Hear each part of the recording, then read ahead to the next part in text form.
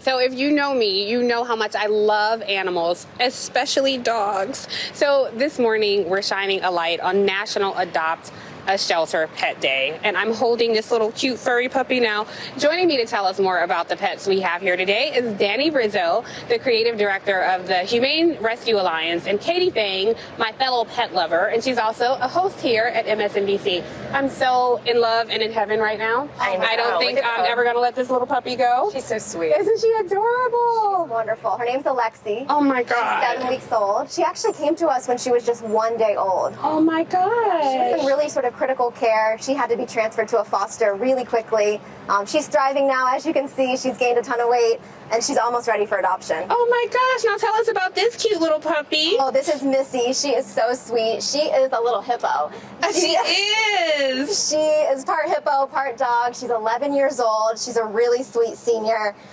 She came to us when her family couldn't care for her anymore. So we're looking for a new home for her. She's such a sweet girl, such a wonderful dog, loves pets, loves people. Her. She's awesome. Well, her face kind of looks like a pit bull in the face. Yeah, she's clearly a mix. She is. You know, there's such an unfortunate misconception about pit bulls because they really are the sweetest dogs. It's awful. I always say euthanize a dog fighter, save a pit bull, because they're amazing animals and they're the most easy to train. And look at how docile and sweet she is. Yeah, she's wonderful. She's a pit bull terrier mix, like you said, but she has a wonderful disposition, really a sweet dog. She would make a great addition to so many families. I can tell. So, Katie, you know, I am in heaven right now. And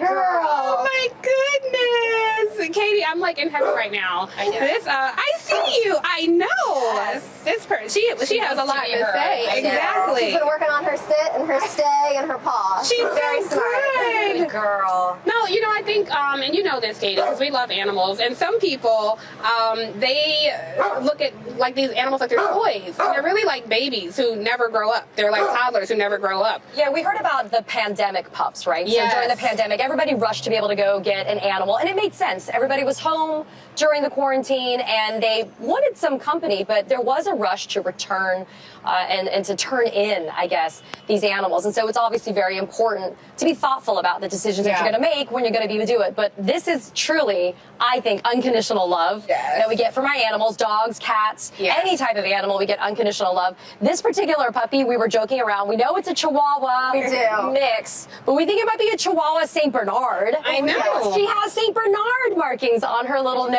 Very and fluffy. Very sweet. But she's the sweetest. And then look how good Missy is. She had her sunlight. She had something to say, and she's like, all right, I'm done. And she's going down for her nap. Absolutely. So, Danny, tell me, because a lot of people get, like I said, they get these dogs and they think it's a toy.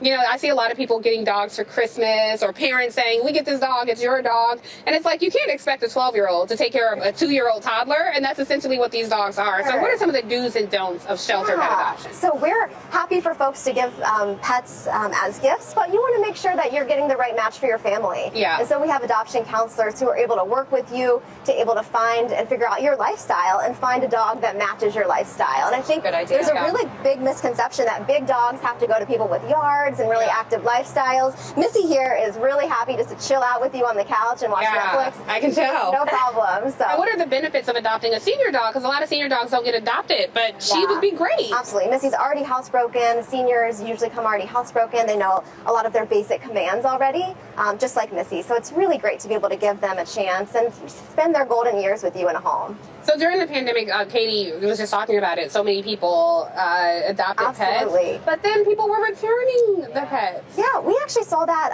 in our shelter. That actually wasn't true. We saw people were doing whatever they could to keep their pets with them, because pets are family, and we know that people will do everything they can to keep their pets with them, which is really exciting. Yeah, and you know, another thing, Katie, I don't know, because you have animals, I don't know how it is, but like leaving dogs at home for like 12 hours a day is not, I mean, it's just not a good idea. So if you're somebody who's gone a lot, I don't know if you should be adopting a dog. So it has to be the thoughtful decision. It's got to be the right fit, right? But if you're able to work from home then give a home. We call them forever homes. This is what we do. But they really do give you unconditional love, incredible companionship. But I do like the emphasis that you're able to show us a puppy today from Alexi. And a senior who is, I mean, frankly, this is the life. She is so good. At 11, she would definitely be great to go home and just hang out and chill out together, right? Absolutely. Well, Katie, on your show, you're doing this every week. You're going to spotlight pets who can be adopted, which I love. And we should say when your show airs so people can know when they can look for pets. So we're doing it Saturday and Sunday at 7 a.m. live on MSNBC and also on the MSNBC Hub on Peacock on Thursdays and Fridays. But we do a segment called Pick of the Litter,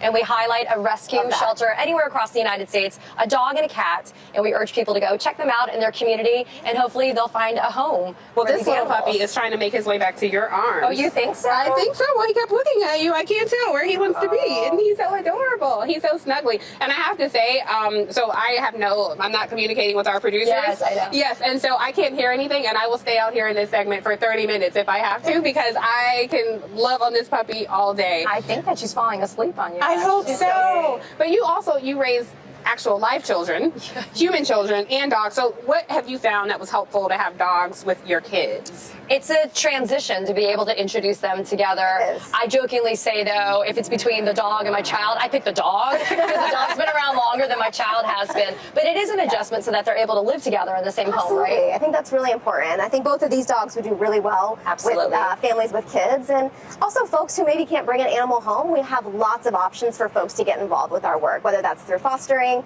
or volunteering or donating. There's really so many ways to support your local animal shelter. I love that. I had a question. Is it just dogs and cats at your alliance, or is it other animals? Oh, not at all. We take in every kind of animal. We never say no to an animal in need. So we've had chickens and goats and pigs, all sorts of animals, including guinea pigs and snakes and all sorts of things.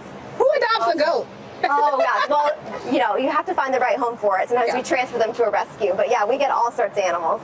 I love that. And another misconception I think is people think I'm going to get a small dog because I have small kids. Yeah. But small kids can hurt small dogs. I know because I was one of those kids and I wanted to pet and play with all the dogs and I would pull their tails and pull their ears and they don't have voices to say, hey, I don't like that. So they do that with a bite, not a vicious bite, but sometimes a bite or let you know that they don't like that.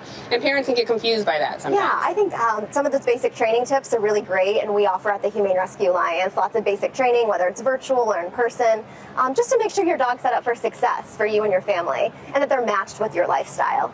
Well, I love that. I'm so happy you're able to bring these dogs. Katie, you're basically hosting this segment because...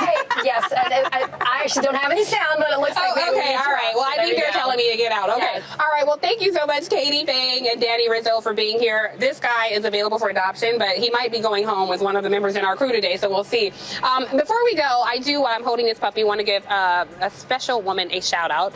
My mother. Today is her birthday. She watches me every Saturday, so I want to say happy birthday, Mom. This is not your gift. But you will get a gift from me soon. So happy birthday. And thank you guys for tuning in for this segment. But we'll be right back, so don't go away.